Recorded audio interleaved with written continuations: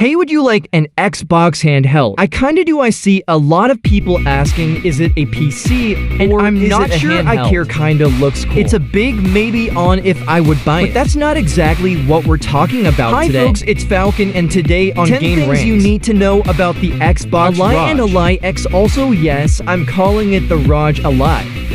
Saying ROG just feels really unnecessary every single time. So don't jump down my throat over that. Starting off with no 10 depending on it's not really an Xbox There's at some all. Confusion as to exactly what these Xbox branded actually handhelds are. So let's start off the list by setting the specifications as to what it is straight.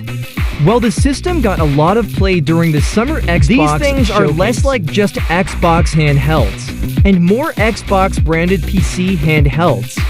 To be fair, with some new features. The new Xbox UI big deal, we'll get to that later. But I think it's important to make it 100% This is a Windows-based system and therefore play all Xbox branded games. Just the ones that play on PC. So if an Xbox game didn't get a PC port, it's not gonna play on here.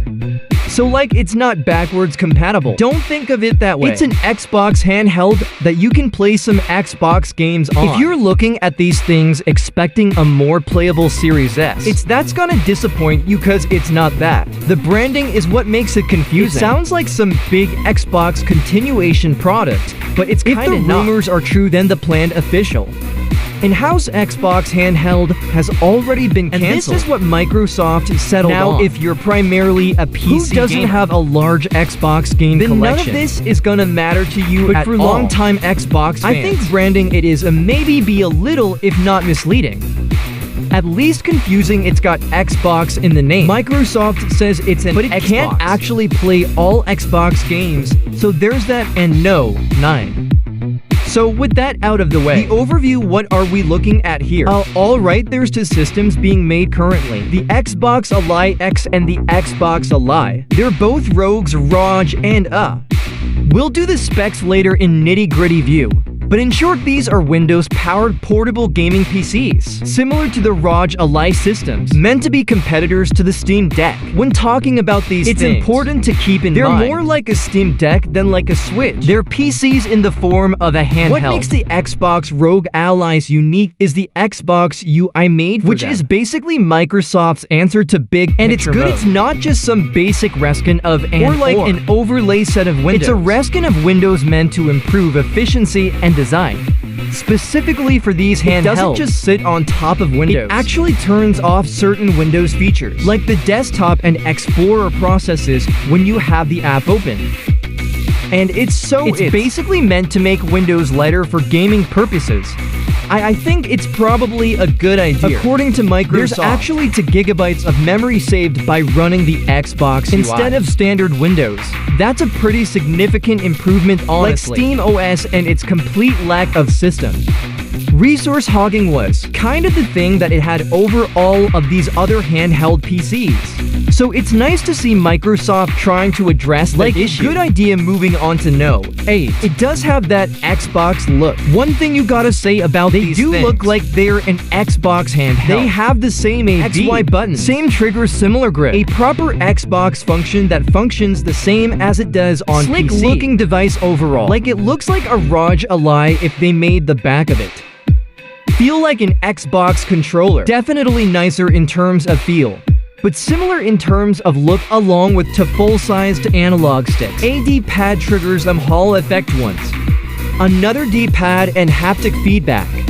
It's got an Xbox button like I mentioned, a menu button, command center button, and a library button. It's all stuff that comes with other ROG Ally devices. And it's got to fully customizable back buttons. All the buttons can be customized and changed if you really want. You can even make the Xbox button do something else. Make it a Y button to be a contrarian. I will say this is not a major advertised but the devices are their touchscreen. But with that I mean, that's kind of necessary for handhelds to get around some of the compatibility issues they have. But that's a feature as well, from everything I have seen. The added grips aren't just there to give this thing the Xbox look. They also make the system a lot more comfortable to hold. compared to other handheld systems, including the other ROG Ally systems. So the form factor, I mean, aesthetics aren't really what it's aiming at. It's more if it feels good and it looks like it does. Cause I mean, an Xbox controller feels good and supposed to feel like that. The new Xbox UI is not exclusive. The thing that honestly, it's probably one of the biggest selling points to the ROG Xbox you might not want to immediately if you've already got a Windows powered portable PC, because it sounds like Microsoft intends to expand support for the new UI into systems other than the ROG devices. According to Microsoft, they intend to extend support for the Xbox UI into handheld starting in 2026, including ones that don't have any kind of Xbox branding. This UI is still primarily meant for handheld. I don't think there's any support for PCs on the horizon. But I don't know, that was basically the first thing I thought, hey, wouldn't it be nice if I could shut off all of the Windows shit and have my games run with 2 GB more RAM? Not just the RAM, but also free up some CPU rate. I would like it, we'll see though. I don't know if it's really on the docket. So just speak, but wouldn't piss me off. And no, 6 is the processor. If you're getting a handheld gaming PC, you want to know how powerful it's gonna be. And I mean, I can't really give you a straight answer on what the performance on these devices is gonna look like at launch. It's a little bit tricky of an answer. Let's say, we do know what the processes are going to be. The cheaper ROG Xbox Ally is going to have an AMD Ryzen Z2, or rather the Z2A, which I have seen some people say it is the same processor with some unnecessary AI stuff. And I've also seen some people say it's quite a bit more powerful processor with more cores, etc. Alright. So this is an AMD device that does not support FSR4. Okay. Z2. It's confusing because AMD has been using it for so long now. The Extreme is more powerful. They are not identical. But I don't know really. I feel like the difference isn't quite as big as you might expect. I don't know from my research. I've seen people claim that the Z2 Extreme is at a similar level of power to the RX 560 or the 9HX 370. To get an approximate idea what I mean, I'm talking about hardware that can run Cyberpunk at medium settings in 1080p at an average around 45 Fps. Or take the PC port of Returnal, which runs around 35 frames per second at medium settings 1080p, pretty much comparable to the Steam Deck. Of course, it should be noted that this is speculation, based on benchmarks from other processors, but the general consensus seems to be that the ROG Xbox Ally isn't actually that much more powerful than at least when it comes to the processor. So if you're expecting a giant leap in PC handheld visuals, this isn't gonna be it. But once we do start seeing AMD systems with FSR5, that's gonna be the big jump. I don't think that's really what you're buying this for either though. So A and no, 5 is the storage situation. The standard ROG Xbox Ally will come packed with 12 GB of SD storage. The X gets a terabyte SSD in it. Both in dock to 2280s, they're designed to be replaceable. Although actually taking them probably is not gonna be as easy on as swapping a hard drive. The previous ROG Ally handhelds or anything to go by. The older models could force you to completely open up the shelf. Some special tools to do cleanly, or if a guitar pick. One of those handy. That should work. Both devices also come with a micro SD card slot for up to 1 terabyte of additional storage. So it's fairly standard storage as far as PC handhelds go. More space here than on something like the Switch to it very least. But I mean, a terabyte isn't. I hate saying this because if you have said this to me a decade ago, I'd have been like, a terabyte. That's crazy, but a terabyte really isn't that much space now. Especially if you play any Call of Duty games. And no, for is the rest of the specs. While these things can't play all Xbox games, they will at least support the modern features of an Xbox That means system. You get Game Pass streaming with Xbox Cloud Gaming. And Xbox Play Anywhere support. There's also Remote Play. So you can stream games from your console onto your handheld. On the hardware side of things, both versions of the handheld, they have a 7-inch display. So it's mini 120 Hz with 1080p, which might be a little extreme considering the frame rate. Games is actually gonna be running not. But I mean, if a game can take advantage of 120 Hz, that's not bad. The display for both devices is the same. The X gets 24 GB of memory, while the standard gets 16. The battery is also quite a bit more powerful in the X. It's got 80 watts of battery life compared to 60 watts on the cheaper. It's about to 0.5 hours playing something system intense like Cyberpunk. But you're on low low power mode. The weaker 60 is going to get you 6 hours playing an indie title. It just depends on how much system power is being drawn. But if you want something that lasts longer, 80 watts is going to be better in every situation. Quite a bit better, honestly. Even an extra half hour seems like a lot. Just to be clear with battery stuff like it hasn't changed for me. If you gave me a 2-hour battery versus a 2-hour and 20-minute battery, it would seem like the 2-hour and 20-minute battery is a lot bigger. Maybe that's just me. I owned a Game Gear at one point, so everything kind of feels like a miracle, haha. One more thing to take into account. That might not seem like it matters a lot. It's the heaviest handheld I've seen so far. Weighs a 1.58 pounds, which is about 45 grams heavier than the previous ROG Ally X. Noticeably heavier than the already heavier Switch 2, which is 1.18 pound and a half. Probably doesn't sound like a lot. But when it comes to handhelds that you're potentially holding for hours at a time, it's very noticeable. Handhelds are getting bigger and heavier, and generally a little less portable. For the most part, one like the bigger screens and the better components. Point where it does start becoming a problem. I don't think we're there yet, but I think we are approaching. At no 3, this is a Windows PC. I know I made that clear, but this is not an Xbox. It does have its benefits though. Being it is a Windows PC for one thing, because it is Windows supported. You can access all of your game launchers on here without any of the hoops that come from running Steam OS. You can access your Steam library, games, your Epic launcher at any time. It's all supported here, even through the Xbox UI.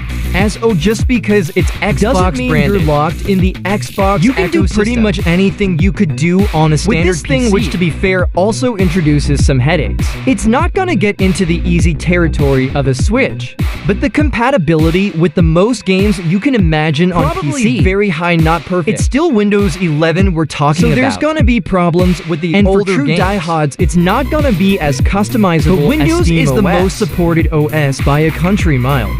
So that does make things a lot easier, especially for your average PC user. And note, there are no trackpads. The Steam Deck's trackpads make it easier to interface with games that don't have official controller support. They help with compatibility. And there's nothing here of the sort. Like, honestly, trackpads are essential for playing certain games on the Steam Deck that don't have full controller support. I mentioned above the ROG has a touchscreen. All of them really do, but that only goes so far. As most games that are designed for mice are not designed for a touch screen, I guess is the best way to put it. It's workable, but I mean, even the trackpads aren't the most elegant solution. They do have their own issues. Having some kind of mouse equivalent, it's helpful with PC. Handheld scouts, there's so many older games that controller and a mouse to really fully function, with the controller kind of standing in for the keyboard. The lack of any kind of pad means a lot of these games just that's already an issue for the current handhelds. But it's gonna continue being one for the Xbox branded Obviously, if you're only playing relatively modern probably games, not gonna be even an still issue. A lot of modern PC games, I have controller problems. So having some kind of alternative is at least helpful. And just having a basic touchscreen is truly not gonna cut it with all of them. And finally, at number 1, I have the release date for you. The ROG Xbox Ally and Ally X are launching holiday 2025. According to Microsoft, and while their prices are still unknown, it's likely they're probably going to be similar to previous ROG. Ally iteration, the last one cost $500 for $9,999, and the current 2020 for model of the X is $800. So it's not unrealistic to think of the price as probably similar to that, but maybe a bit higher. Most speculation I've seen puts the standard at $600 and the X at either $900 or $1,000. And while that might feel like a bit of an outrageous from previous years, it's not that far-fetched. Up with the price increases we've been seeing elsewhere. I'm not saying that makes it reasonable, but that is not a ROG Xbox Ally exclusive problem. Tech prices have just straight up been rising across the board. So I mean, I don't see this bucking that trend. It might sound like I'm a bit down on this handheld, but I'm trying to temper expectations. It's the next ASUS handheld with some nice Xbox features, some hardware improvements, more comfortable form factor.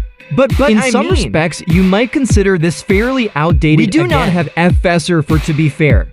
Most games are still on FSR 3. They all are at FSR 4.